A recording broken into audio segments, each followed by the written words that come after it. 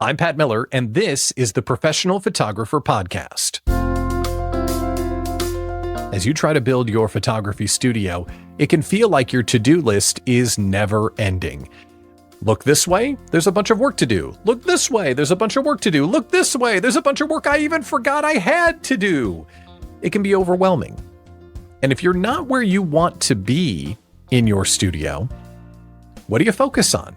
How do you know where to spend your time? Well, on this episode of the Professional Photographer Podcast, our guest has boiled it down to three things. Pete Coco believes in the Coco Trio. 3 areas to spend your time: your mindset, improving your work, and improving your business acumen. Something that we should worry about every single day. How do we do that? Where should we focus inside the Coco Trio? All of those questions are going to be answered on this episode of the Professional Photographer Podcast. If you're here because you want to get better, grab a notebook, grab a coffee, and buckle in. We'll be back with Pete Coco in just a moment. Pete, welcome to the Professional Photographer Podcast. How are you today? I'm good, Pat. Thank you so much for having me. I'm really honored to be here. I'm really fascinated by what you've done. You've taken all of the things that we get to worry about as business owners, and you kind of boiled it down to 3 things. So from a 30,000 foot view, what are those 3 things and why are they so important? Right. Well, thanks to some help from you, I came up with the name for it, which is the trio, 3 things that we focus on. And basically, I found that in my business, what's really helped lead me to success is focusing on 3 different things. And from the 30,000 foot view, those 3 things are your business skills, your photography skills, meaning how good you are as a photographer, and your mindset and growth as a person. So that's kind of what they are, from the far view. Mm-hmm. And those 3 buckets or those 3 areas that we need to spend time in, we're going to go into each one of those later in the interview, but I want to put something on the table that sometimes gets overlooked. People see self-improvement, business improvement, image improvement, mindset, and they may think, well, that's just for people that are starting out. That's not for people at my level. Can everyone benefit from focusing on these 3 areas? Yes, 100%. Because even in my daily life, even being in this industry for a little while now, and having some success under my belt, I focus on these things every day. So the way that you focus on them changes for sure, but the fact that you should always be you working on your business skills. Because there's so much just that encompasses your work. I think that there's a lot of times where photographers get to a certain level and they think, okay, well, I'm pretty good at this. So for me, I'm a headshot portrait photographer. So a lot of times you'll get photographers who are like, okay, I can shoot this sort of one style of headshot. I'm good to go now. And you'll even hear people, which it drives me nuts when I hear photographers say, well, I make X amount a year and you can too. And I'm not even that good as a photographer. That just drives me nuts because, first of all, there might be some truth to that, but the reality is that the people who I know who are doing well as photographers are the best at what they do in their market. So even if you've reached a certain level of success as a photographer, you still have so much room to grow. There is no end in sight. One of my professors used to say about learning music, he would say, there is no there. And at first I was like, what? What does this guy mean? But what it means is you never stop learning, you never stop growing. And then especially when it comes to growing as a person, I just turned 45, which is crazy to me to think that, because I was just 20, it felt like 2 days ago. 2 weeks ago, yeah. 2 weeks ago, right? But I've learned more about mindset and growing as a person probably in the last 5 years than I did in my whole life. So yes, the short answer is it never ends. There's always room for growth. And if you're not in that mindset for growth and expansion as a business person, as a photographer, as a human being, then generally that means that you're At the very best, you're stagnating, but usually what's happening is you're actually falling back in those areas, which is, again, there is no there. It's part of, I think it's just part of our experience as humans. And when experienced photographers are falling backward, let's look for what that feels like. They feel frustrated. Like, how do they feel when they're not growing anymore? And that's a result of them not challenging themselves to get better and learn. What does that feel like? So if someone's watching and they feel these feelings, they may go, oh yeah, that's because I'm not trying to get better. Yes, I think that it's that feeling like you're stuck. And this is a thing that's actually not, it's not a bad place to be. Because we all have been there, but it's feeling like you're stuck. It's feeling like your work stinks. Like, we've all been there. But what it is basically you're on a plateau. But the good thing about that is that if you are trying and actively growing your skills, and if you do have a plan in place to push yourself out of it, then it's only a matter of time before you're on the upswing again. So I'm a musician. I have a musical background, and I find that it's benefited me as a photographer immensely, because a lot of the same ways we grow as musicians, we grow as photographers, or any kind of creative pursuit. And I like to, I know that some photographers maybe don't think of themselves as artists.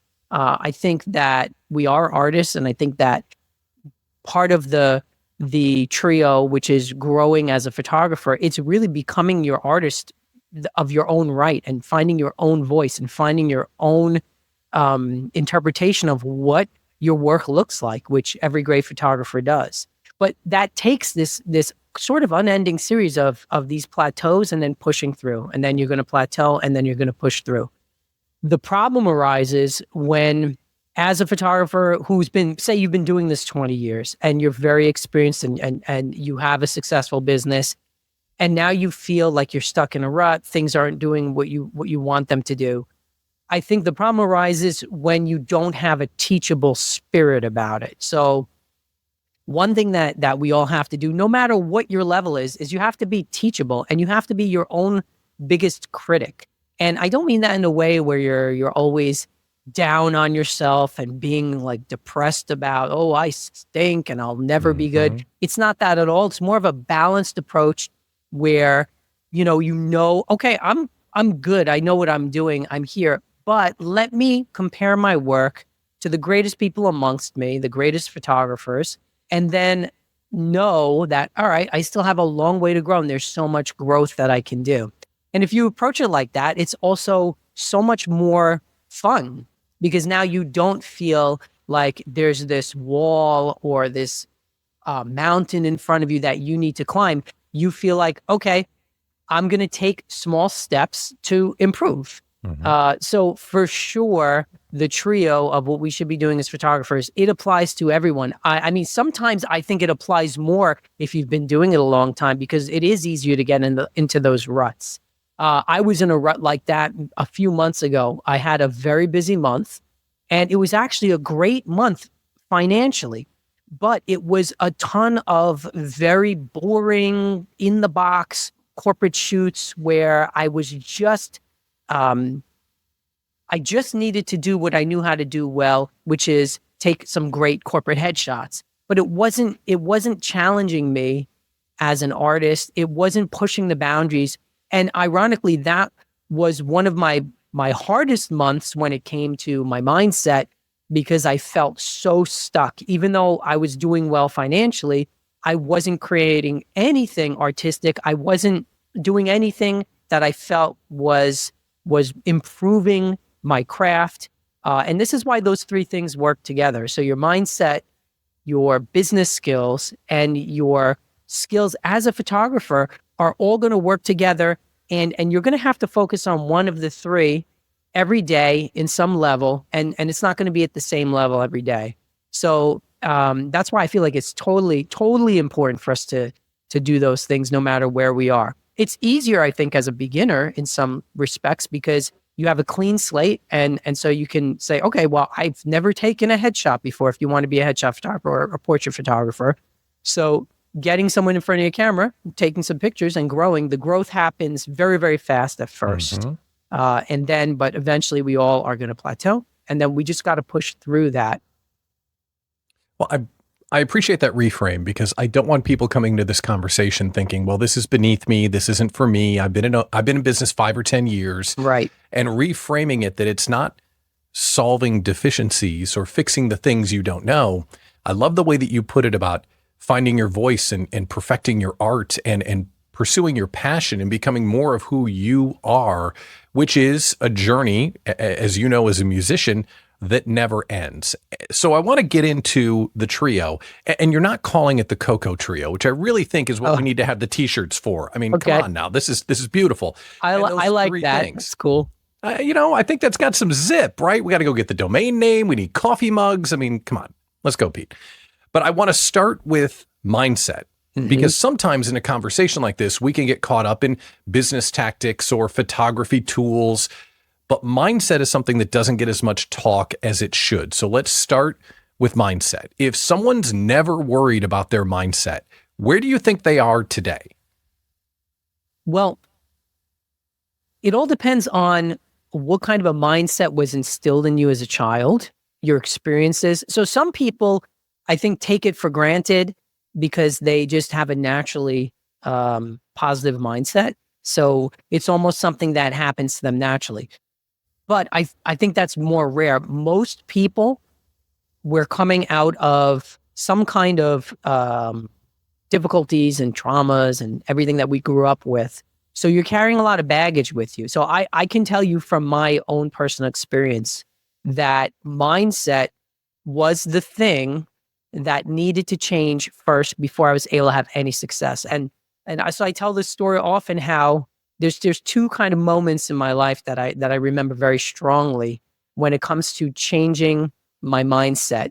And the first was it was probably like 2017, somewhere around there.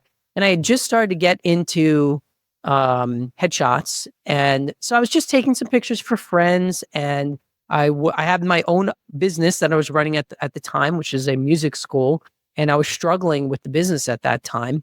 And I remember sitting in my basement. I'll never forget sitting at my computer. And I was looking at photographers' websites and trying to get some idea, because I had always been into photography and music. So growing up, the two of them kind of were even with me as far as what I loved. And I remember there was a time where I had to make the decision, well, what do I actually want to study in college? And I felt like music was really what I was more passionate about by a little bit. So I went into music. So I studied music in school, opened this music school, and then fast forward, I remember sitting in my basement and being not envious of people, but feeling so down and bad for myself, looking at other photographers, because I thought, it's too late. It's too late for me to do it. And I think I made a mistake and I should have been a photographer. The feeling was so bad that it's ingrained in my memory. It's one of those things, because I just felt like I couldn't do it. At the time, I had just joined Peter Hurley's headshot crew, just because I found him on YouTube, and I was just learning a little bit from the crew. And he had mentioned Bob Proctor, who is like one of these like Tony Robbins kind of motivational speakers. And so he had uploaded this video about, and said, watch this video and watch it for X amount of days because you have to change your mindset. So I was like, all right, well, I'll give that a try.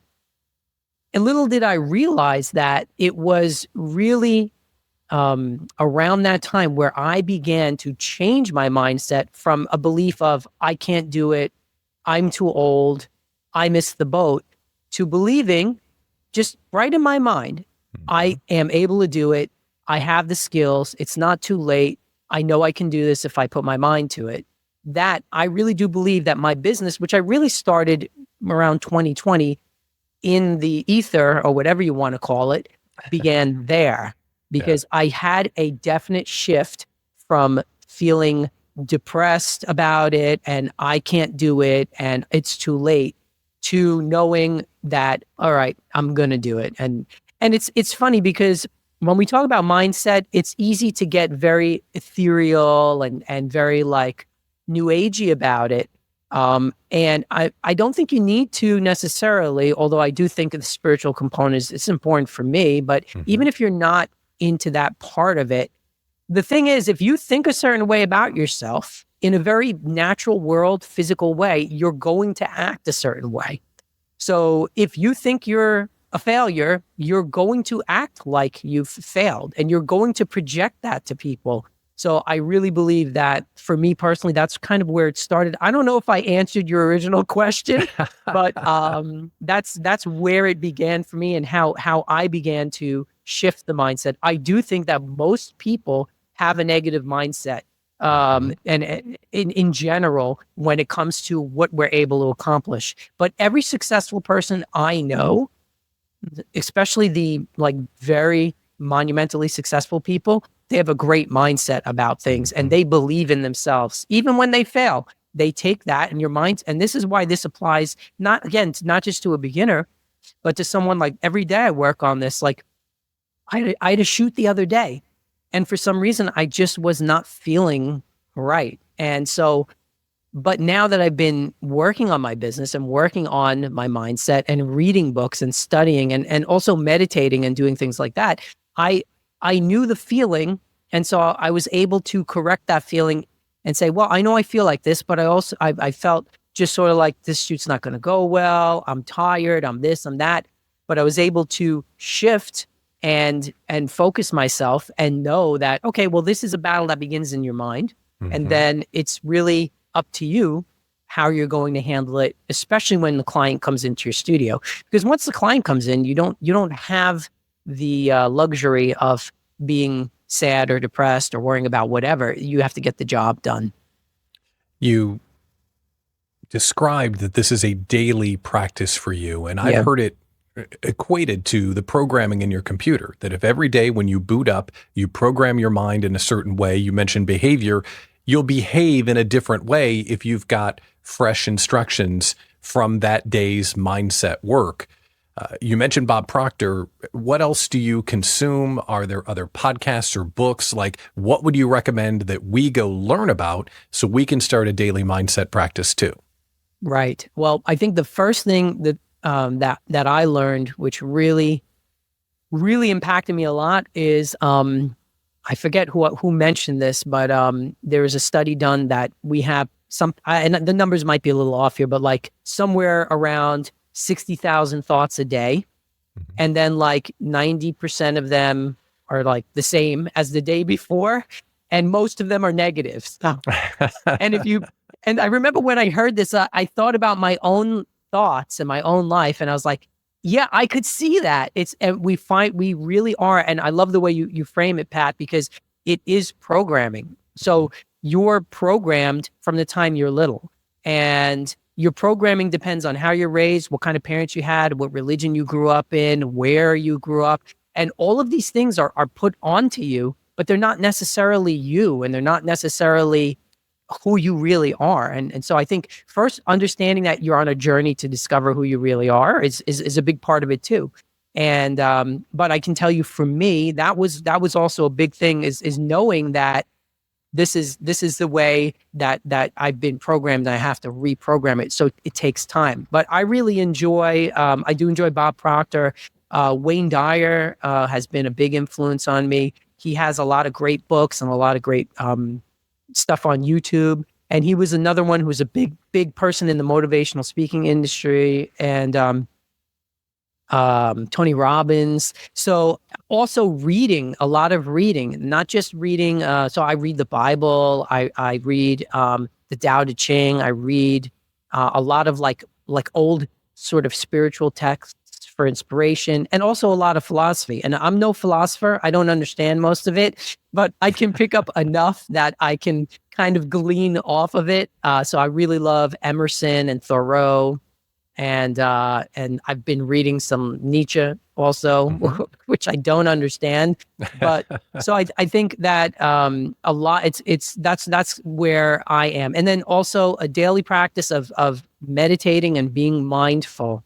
And just giving yourself time, because the problem is our society is we're we're just plugged in all the time, and it's a real issue. And it's a problem I struggle with, which is having my phone connected to me and staring at it all day long.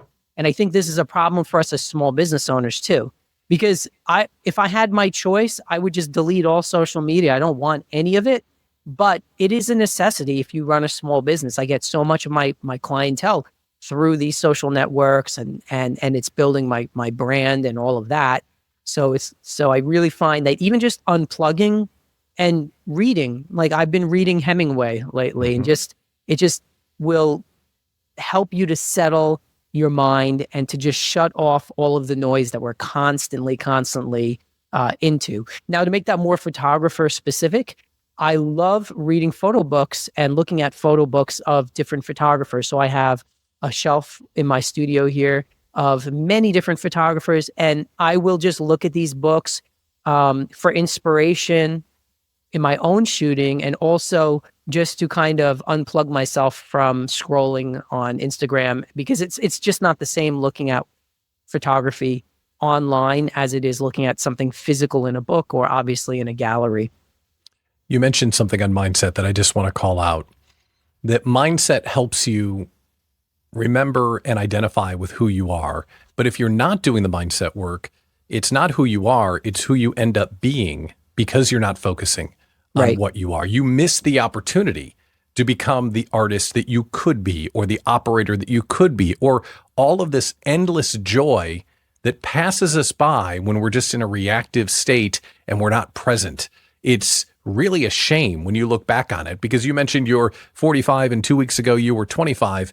Well, that's 20 years of not paying attention until you decide to pay attention. And how many things did I miss because I wasn't plugged in to who I was trying to become? I was just living in a life of who I was at the moment because I was running through mostly negative thoughts on a daily basis. So I really appreciate you sharing that. At least that's how I interpreted it. Before we get on to business operations and we get on to improving our work, I want to hear, you mentioned one story about how mindset helped you in the business, but let's just leave mindset by sharing overall. When you turned your attention to mindset, how did it impact the business? Did it give you more confidence? Did it help you grow financially? Did it help you make better partnerships? Did it give you better work-life balance? Like, give us the good stuff of what happens when we adopt mindset on a daily basis. Yes, this is the beauty of it, is that once you start changing that mindset and believing in yourself, then you're going to take those steps to make it a reality. So the minute that I started to believe, okay, I can do this, then I did so many things differently. Like I started to promote myself as a photographer. Like even that was a huge struggle at first, just especially because I was coming from another industry. Everyone in my sphere knew me as a musician and a music teacher. So just putting myself out there as a photographer at first was very difficult, because you're always concerned about what people think. So the other thing is, once you grow in your mindset, you care less about what others think. So, but I can tell you that just putting myself out there, taking the steps to find people to photograph as I was learning, finding a mentor, all of these things were based on the fact that I started to shift my focus. And then when you shift your focus, you also start to make concrete goals. So then I decided, well, now I want a studio. I told you, I'll just try and tell you, hopefully it's not too long, this quick story, but what happened was I did start to change my mindset, but I was still running my other business, and which was struggling, and I had some other issues with that. And then the pandemic hit, and everyone in New York here, they shut everything down. They shut down all the schools. So I was running a music school, so we had to shut it down. So the business almost failed. And that during that time, I told my wife, we need money. I gotta sell all this photo gear. We need money. And she said to me, what are you, crazy? Now's the time when you should actually be doing that. And so right there was another shift. And I remember thinking to myself, okay, I'll give it one more shot. I'm going to give it a try, and we'll see what happens. And then I had decided to actually start the business in the worst possible, from the outside appearances, the worst possible time, in the middle of a pandemic. Everything shut down. People are afraid. No one knows what's going on. But because I had that shift in my focus, I started to do the work to do it.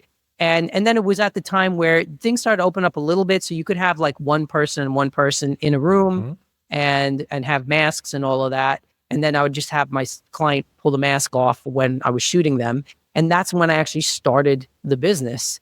And then also the mind, as you get better, the thing is your mindset will also get better too, because even recently I had a client where I decided I'm going to up my price for this client because I think I'm worth more than what I've been charging for this. So I really upped the price like quite a bit from what I was thinking of charging. And then the client booked it, didn't bat an eye and booked it. And so I was like, wow, this is an awesome win. But then the day of the shoot in the morning, when I was about to meet the client for like a big location shoot, I started to get these thoughts. You charge too much, you're not good enough. And and like, oh my goodness, what if I don't deliver the work? But because I have been working on my mindset, I knew already to check that thought. And so I checked the thought and I said, you know what? This is not true. I know I'm worth that. I know it's going to go well. It's going to be awesome. He's going to love the photos, blah, blah, blah. And that's exactly what happened. So it definitely is something where there's like, you have to have those goals. And then there's like periods where it happens over the long-term growth, but then you're still going to have to work on it on that daily basis too. I'm glad we spent so much time on mindset because it really is crucial. And we're going to get to improving our business acumen as the third piece of the trio. Okay. But the second piece of the trio is just getting better at our work.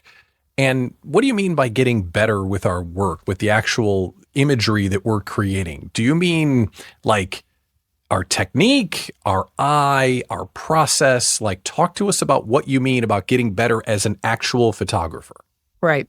I think it's all of that. So again, I come from a background as a musician, and when I wanted to learn, and I'm a bass player, so I'm a jazz bass player. So when I wanted to learn how to play jazz, the first thing you do, and every jazz musician will tell you, well, you have to transcribe all the greats. So what that literally means is you take a recording of, a great jazz bass player or whatever instrument, and then you literally painstakingly learn every note on your instrument so you can play what they played note for note, and then you memorize it. And the reason why you do that is because then you start to internalize the music. The other thing it does is if you're trying to learn what these greats have done, then you're not comparing yourself to the guy across town who no one ever heard of. You're comparing yourself to the best in the industry.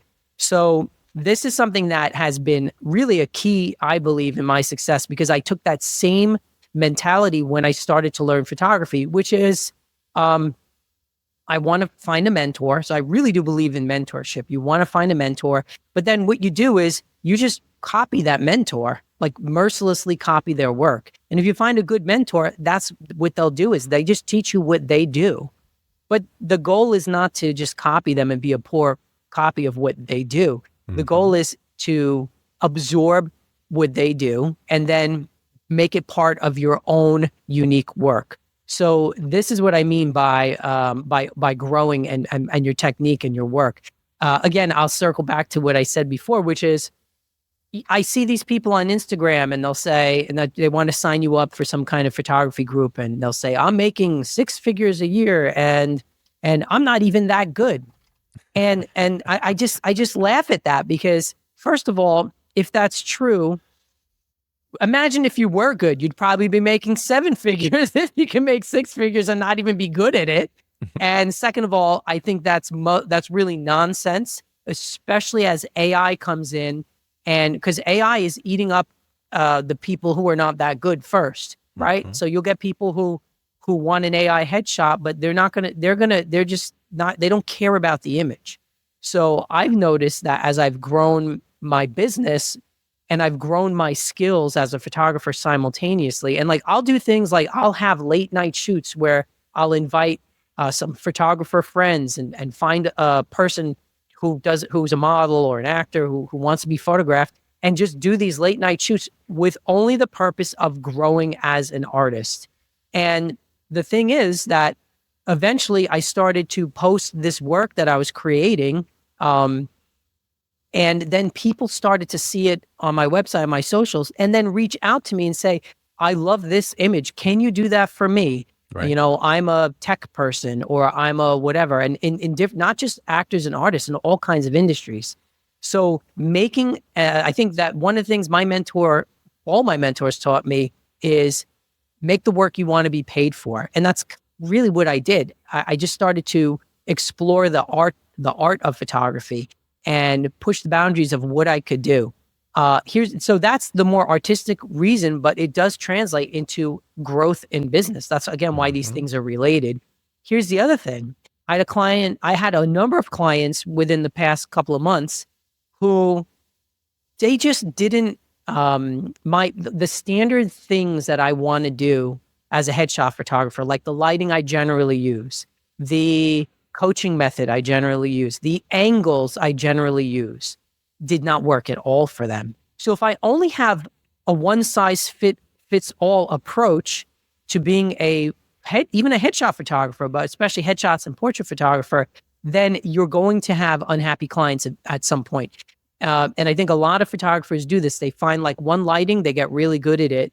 And then they think, okay, everyone's going to be great in there. But in my experience, you have to have a number of different tools. I call it tools in your toolkit, so that when you get a client who can't do what you usually do, or doesn't respond well to the techniques you usually use, or doesn't look good in the lighting you usually use, you can physically know and see right away, okay, I can tell by this person's face shape and by their body type and by the way they're reacting to this kind of a lighting and to what they've told me, because I find you should be collaborative about it, that I need to pivot and I'm going to try something else. So this is why I think that as the industry shrinks in some ways because of AI, I think those of us who really are more focused on being the best at our craft, we're going to actually do better. I hope. I mean, we don't know, but that's my hope as the industry changes, because it is changing. And so that's why I always want to be able to offer my clients something they cannot get anywhere else. It's a unique thing. Only I can do it. And so they're going to come to me for it. And I think the best photographers out there, the ones that we know their names and that we talk about, this is what they do too. How often should we worry about getting better? Is this setting time aside once a week, reading one book a month, going to imaging every year? How frequently should we focus on improving our work? So I would say first, don't worry about it, right? Because if you worry about it, then you're going to look at it as sort of like this task that you need to accomplish, and it becomes a bad taskmaster. I think you should look at it as something that you want to do because you want to grow your skills. But I would say, for me, I can tell you, I try to do at minimum like one creative shoot a month, just for the fun of it and just to explore lighting and grow my lighting. Typically, I'll try to really do, depending on how busy I am, 2, maybe even 3, if I can. But it really depends on how busy I am that month. So the thing is, you don't really want to experiment on your clients. That's a bad idea. So what you want to do is you want to have a very safe space environment where the person you're photographing understands we're experimenting. This is all for growth. You're going to get great images out of it if you have like an acting client or a modeling client who's there to help you out, or even if it's just a friend. And so, but the trick is when you do that exploring and that workshopping, what happens is then it comes out naturally in your shoots. So for instance, it's just like practicing. Like when we practice music, it's very much out of context. Like sitting around playing scales all day, sitting around playing, copying and learning the music of others. Like that is very divorced from the actual live playing of music.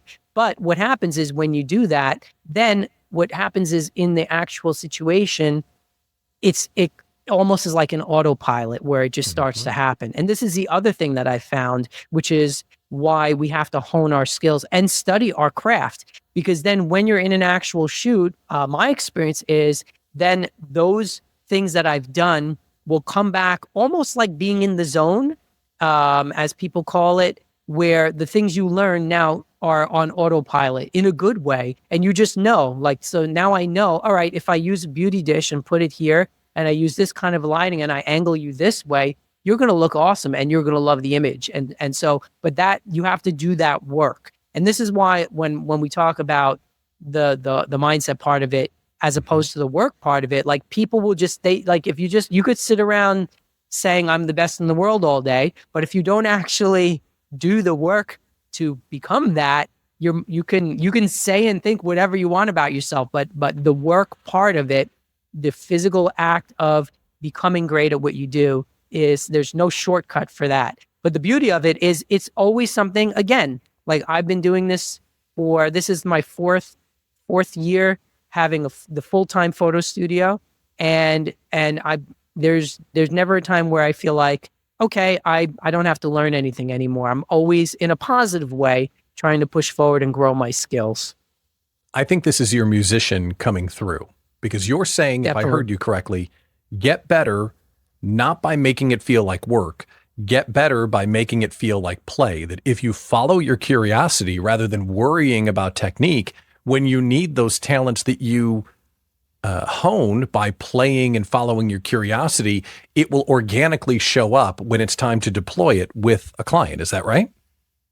Yes, 100%. And the one thing I'll add to that, which also is totally related to the musician part of it, is that what I did in my music career without realizing it, and then I did the same thing with photography without realizing it, is it's important to find the work that inspires you, to use that as sort of a starting point, right?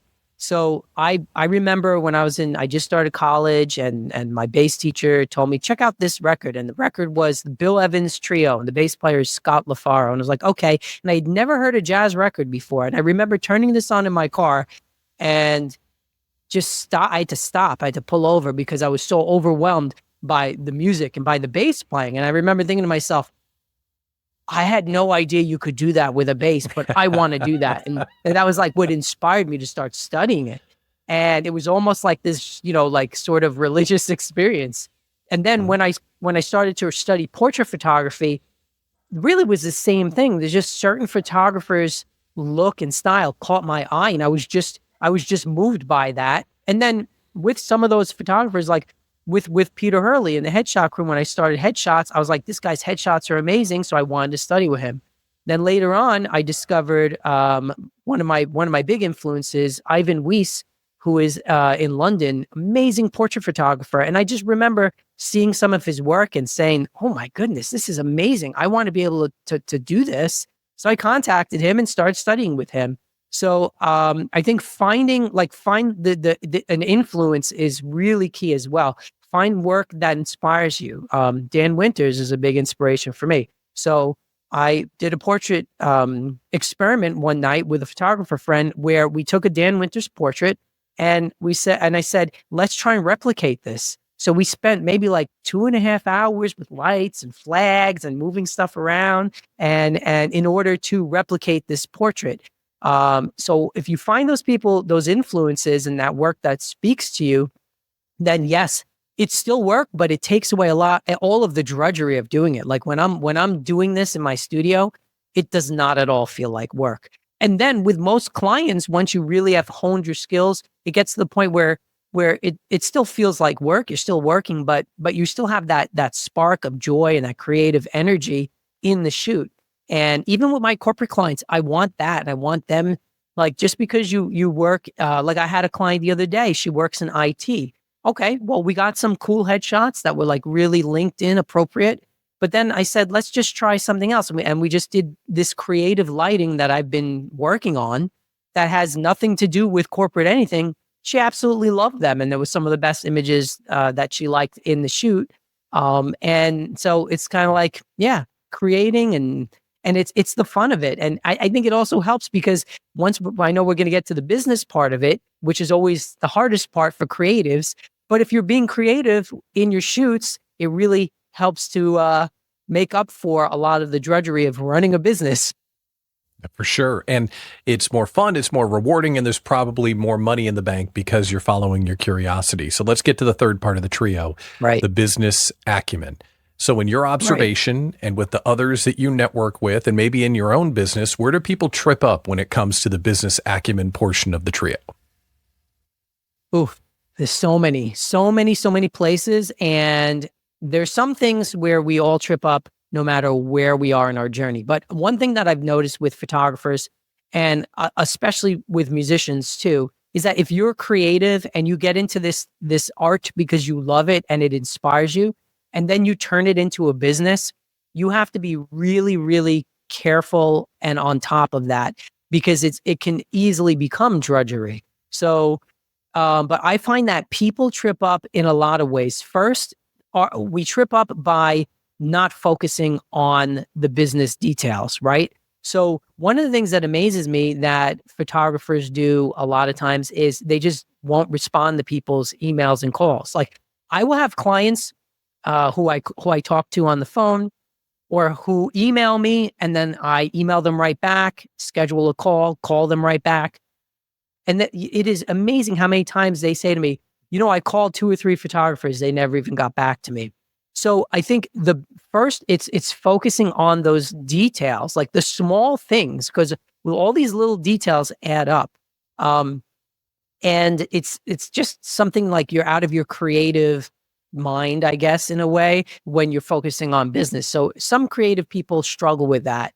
So I think being detail oriented, also understanding that, yes, now if you want to take this creative pursuit, something that you love, and turn it into a viable business, you're going to have to deal with insurance. You're going to have to deal with leases. If you have a studio, you're going to have to deal with, knowing how to be professional with people, right? So simple things like knowing how to dress, knowing how to speak to people, knowing that the client's needs are greater than your artistic needs. Here's another thing that I find photographers often struggle with. And I think it's so silly, because if someone's hiring you for a job, you must, unless you've reached that level of, like, if you're Annie Leibovitz, like, you can do what you want. And sure, we all aspire to get to that level, right? Where we can just do what we want and whatever but you know what? She still has like guidelines from people, I'm sure. And she still has, editors and people who and expectations.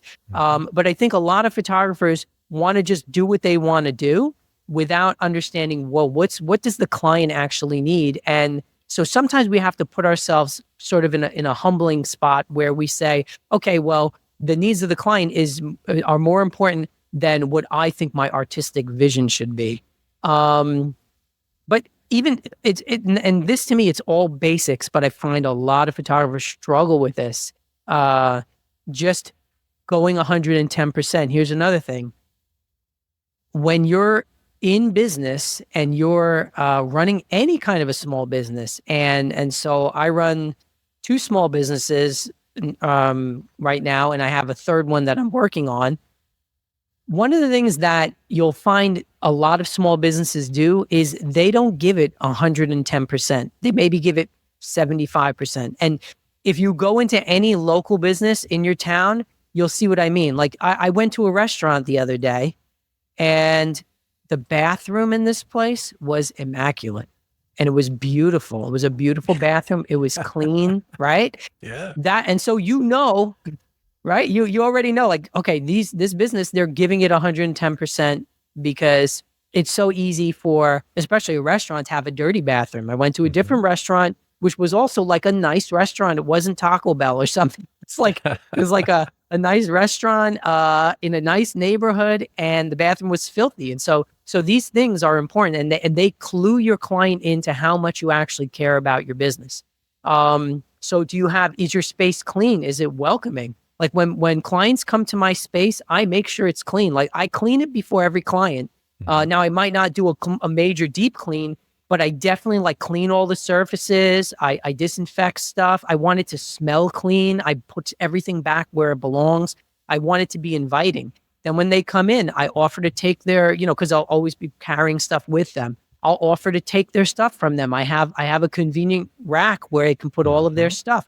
I offer them water. I offer them a cup of coffee. I ask them, do you need to use the restroom? Because sometimes they'll come from, an hour or 45-minute drive or whatever. So these details are what will make you stand apart from everyone else who kind of phones in those details. And this going 110% starts the minute you get an inquiry, right? How quick you respond. Are you going to call them? Like, nobody wants to talk to people on the phone nowadays, but I find that calling your client and talking to them on the phone is the best way to get them to book with you, because photography is such a personal experience, right? You're one-on-one with this person, especially, or even if you're going to do team headshots for a large company. I want to talk to the contact person. I want them to get a feeling for my personality, for the kind of person I am, for how the process works, explaining it to them, being clear about it, because then they will go with you. It's so much easier for them to book you because they know, okay, not only is this person a professional, not only are they're on top of, if they waited 2 days to get a phone call, that already tells them, okay, well, is this person going to show up? Are they going to deliver the work and all of this? It tells them so much. But when they speak to you, especially if you're concise, you're clear, you have a warm, welcoming personality where they feel like, all right, I wouldn't mind spending an hour with this person because it seems like it'll be a pleasant experience. You're already winning the game. And then it applies to actually doing the shoot, not when they come in, but also the shoot and going the extra mile. Like sometimes I'll have a shoot that lasts 2 hours, right? Like a portrait shoot where you're doing a lot of images, a lot of changes, outfit changes. And then you get to the point where in your mind, you might say to yourself, all right, I'm probably just going to see if we can wrap it up now. I'm tired and maybe I don't want to do one more lighting change. It's going to take another 20 minutes. But when you push through and you give them that extra 10, 20%, you go that extra mile, like you're going to have a better bottom line. You're going to have a happier client. And then you're going to grow your business because then over time, these experiences with people compound, and then you get word of mouth business, and then you get repeat business from clients who had a good experience from you maybe 2 or 3 years ago. And if you don't do those things, you won't get that client back and you won't get that word of mouth. So yeah, I hope that answers the question. Oh yeah. One of the things that I think is worth calling out is that no one wants to talk on the phone until they need or want an immediate answer. And you're right. pointing out of, all you got to do is call them and they can't wait to hear from you because nobody else is going to, is a business hack that is so simple, but people don't do. When it comes to business execution and this portion of the trio, I always think about it, especially with creatives, this is your opportunity to earn the chance to create. If you do the homework, if you take care of business, you will be able to follow your curiosity. You will be able to become an artist and take your talent as far as it can go. Where do you think the biggest opportunity lies right now for photographers? Well, that's a tough question. I can only speak specifically for what I know, which is portrait photography. But I believe that the AI stuff, obviously it's going to change. It's changing the world already, right? It's changing so many industries. And it's so easy for us as photographers to look at it as like, all right, I'm tapping out. I'm going to do something else because this is done. This industry is done. But I think now that it's been around for a couple of years and we see kind of the results it's doing, at least up until now, a lot of photographers are more encouraged about that. I look at it as an opportunity. And the reason I look at it as an opportunity is because if you are looking to have a successful portrait studio where you work with high-end clients and you deliver a high-end product and you do it on a level that the people that you want and aspire to work with, they won't even consider AI because it's like, if you're running $1 billion company, for instance, you're not going to want the cheap AI headshot option. You're not going to want 30 headshots for $35. And okay, this one looks sort of okay. even though it looks fake and it has no life to it because there's no actual photo there, and the eyes are dead because there's no real eyes there, you know? So I think the opportunity lies in that finding that niche client that wants what we're able to do. And I joke around with my photographer friends, like 10 years from now, there probably will be a lot less portrait photographers out there, but the ones who are still there will be the ones creating work that is at the level that they're able to charge a lot of money for it, and they're working with these really high level people. And it's like, you know, I joke with them that, you know, a status symbol 10, 20 years from now for someone who's very wealthy could be, oh, well, I don't have an AI headshot. I hired a real photographer. And then, you know, and they're at their dinner party, like, you got a real photographer? Oh, yeah, of course. So, and of course, I don't know. We don't know the future. There's so much going on. And clearly we're living in a very volatile time, not just for industry, but in every way. So I think that the best you can do is you can look at the opportunity where it lies and go for it. So for me, that's where I see the opportunity. Another opportunity that is out there to just pivot a little bit is video work. And I know most photographers look, if you're still a photographer, you look at video and you're like, I don't have the time or the headspace for that. But there is a lot of opportunity there if you start to build your skills as a videographer as well. So I would definitely say that's important too. And that's something I've been working on as well, concurrently with growing my portrait studio.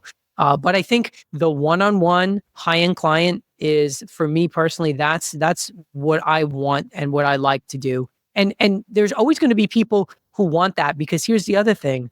The more we're stuck in front of our phones and the more we have, like, you can't even go to buy groceries without being assaulted by this annoying machine that's screaming at you to put your item on the rack.